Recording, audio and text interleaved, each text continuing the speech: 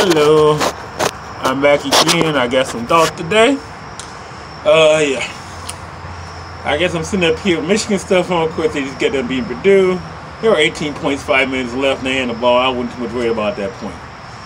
Michigan State played Notre Dame. I'm actually not here talking about college football, but I figured because I got the UVM stuff on, it's time to give me a little something you guys to work off of. Actually, the main point of this video is in Detroit, international squad split happened in sports the last 24 hours. One thing I like to say, this whole protest thing with Kaepernick is taking on a whole new level. I mean, we got the number 45, and I'm doing this for purposes because my 9 doesn't like to mention his name. You know what? I'm actually going to roll with him on at least part of this protest thing. So yeah, so Mr. Number 45, besides the fact he's on board of his cause in World War III, he's messing with all the American sports, particularly Steph Curry of the Golden State Warriors. And now he calls out the NFL, telling them they should be fired for standing on kneeling for protesting the national anthem. You know what? I take out the glasses now because I'm kind of upset to do. Personally, number 45 is Officer Rocker. Well, he's in case you wonder who he is, of course he's a former TV star. That's all you can say you fired. I'm not even gonna mention his name. That's how much respect I have for the dude right now. It's just to the point, like, come on now. First, now you're gonna call out that. Then you're gonna rescind an invitation to the White House to see you after they teams win a championship. That's just tradition. Oh, excuse me there. I'm under attack by mosquitoes. It's actually like 85 degrees out here in September 23rd in Michigan. Hey, my down south cousins don't be hating on the weather, but back to my point here. Mr. Number 45 is going to show off his mouth now, and now he's calling out how to tell Curry. Now, what's going to happen? I wish NBA players would do the same sit down protest. And for the record, I'm all agree to protest. I have not stood up for national anthem at any high school football games I've attended, any high school sports I've attended over the last probably since Kaepernick started his protest, and I still continue to do sit down. Now, as far as not watching the NFL, I'm sorry, I'm a Lion fan, and my apologies to all those wondering why I'm not joining the protest. I'm not going to do it, otherwise I wouldn't watch high school or college football at that point. Heck, don't watch any of it. And Kaepernick will eventually get another, he'll be doing something. He might not be football, but he's going to eventually get a well-paid job for doing this, believe me. He started it, he's going to finish it. I promise you that. Now back to number 45. Number 45 is going to shoot his mouth off about everything. Dudes over there wants to, he just talks, he's a lot of hot air. And, this time, get to the point where you want to mix sports and politics, fine. Why I say I want to keep it separated. Actually, at this point now, realistically, we're not. We're in a situation a couple weeks ago where Michael Bennett gets held down at gunpoint while handcuffed. The same guy, one of the most outspoken guys currently playing the league about this police brutality thing is terrible. And is it beyond this? I mean, let's say so. Mr. 45 calls his divisiveness in this country. He's basically I would say this one. He basically gave KK license to act a dang on fool now. So this is not just a whole police brutality thing. This is a whole American thing in general.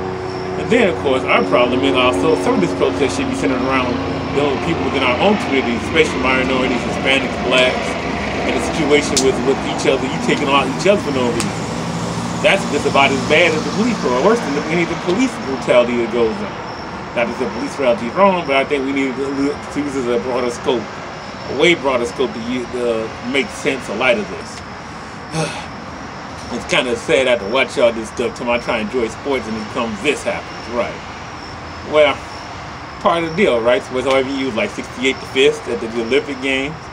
Ali, it's just all sorts of stuff. We still in Jackie Robinson. So this thing goes on and on and on and on. It was here before me, and it'll probably be going on after me. Hopefully, maybe it might stand at least quiet. But according to I've been reading and where that great book, the Bible, I don't think it's going to get much better. But I think that people can be at some point do their part to be better. I also think that this whole thing with our president really makes us look like fools. Could you imagine what they're feeding these people in the Middle East about all this stuff? Gee whiz. Could you imagine if that Middle Eastern come down and sit at the soccer game? What if the Chinese come over and say, okay, we're not going to stand at the U.S. national anthem? I bet you're not going to send nothing to them. Oh, let's just say, oh, next year, the World Cup in Russia. So what happens if Russia don't stand at the U.S. national anthem? We gonna say gonna fire them too? I don't think so. That's how he got elected. I'll bring that up a different time. I'm not gonna go full political. I'm gonna stick to the sports. Well, the thing is now, so you want to talk about this NFL too tough, don't hit. Yeah, some of the hitting goes on. We understand the safety CTE concerns. We got that. I talked to a parent I actually played volleyball with who got a kid 11-year-old playing football yesterday about that. And yet they say they're worried, but the kid wanted to play. And so like they're always telling, studying the risk and weighing the risk and watching. That's all you can really do. You know, in some cases, some parents say flat out no. Me, I don't have kids. How I would feel on that one, I ain't gonna lie to you. First time actually on the fence. I don't know how I would deal with that situation. I ain't gonna say a parent right or wrong on any decision they make on that one. I'm not gonna have to do it. Usually I'll tell you, hey, you're wrong or right. This is one of the ones like, hey, I'm hands off. And, you know, usually I'm not hands off much anything. You know, I'm always gonna stand one way or the other. This one, it's sort of like you gotta individually weigh things out. Now back to number 45 in all this. Number one, that little sport rich guy never strapped on no chin strap, play no football anyway. That dude got one time proudly playing touch football, got touched too hard. He probably cried back to his parents and paid somebody to beat the kid who touched him too hard and touched football. You imagine that, huh? Oh man. And you think, and this supposed to be our leader? Gee whiz, it's bad enough he was destroyed. They couldn't call World 3. We cannot score at sports. Guess what? Why don't you tell him, doggone, to stop messing around with stuff Obama built we got here? Maybe he'll audibilize back to understand and respect and how to treat women better. Let's check that off as an audible in his playbook. Also, while all this is going on, you know, I've been to Tiger game. I had some free tickets on Thursday. I get in Friday, Monday, and all of a sudden, bam, press conference. Brett Austin's not coming back. Is that a big surprise here? No. Now, I'm just like, wow, that is deep. Oh, by the way, speaking of deep, Ebron actually did make a tweet about Mr. Trump. Check it out on Twitter. I'm not going to quote any of that stuff right now. But back to Brad. Well, let's face it. Dude made one playoff appearance, and it's just like, whatever. You know, the sad part about this is, he's going to get a second shot managerial job. I promise you he's going to be a lot better. It just won't be here in Detroit. Whose name's out there right now? Turley Tail. I say this is wait till all season. Alavia's got about a year or two to get this straight, otherwise he out of here. But the one good thing that happened all this today, we had two things interesting happening. Well, one was a trade. Carmelo Anthony to the OKC Thunder. I don't know how he's gonna work Paul George, Westbrook, and Anthony. You know, all this dribble. They're all dribble.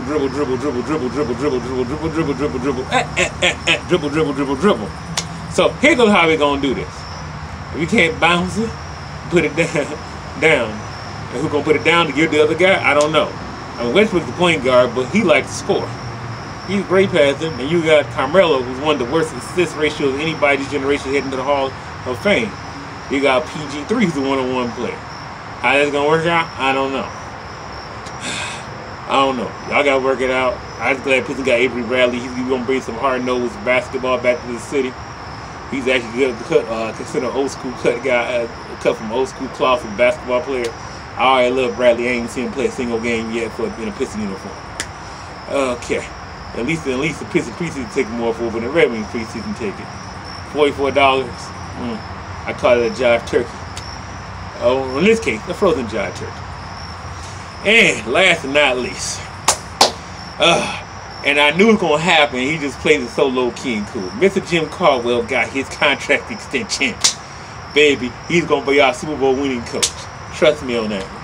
I know I'm here spouting all Lions stuff. Lions going to beat the Falcons. We may be biting nails tomorrow, but Lions are going to beat the Falcons.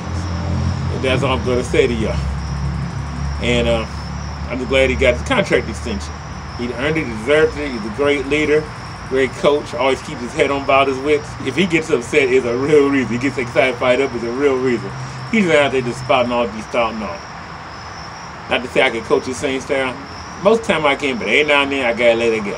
Not too often, but every now and then you get a little bit out of it. And at least I make better sound bites. So, as I said at the end of all this, just shout out to all you people out there who love YouTube, Facebook. I'm gonna tag for y'all in this video. Sure, by the time you this part, y'all probably turn off, but yeah.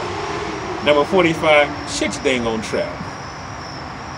If you think you know something else, become commissioner in the NFL. See how long you last. Just like you did USFL back in '83. I'm still mad at you about that. And I hope to soon. Number 46. You dumb people in America, it better be a Democrat. As you learn now, every time y'all do this, well, it looks too good. We got to fix it. If it ain't broke, don't fix it. Number 45 is your fix. Peace out. I love you.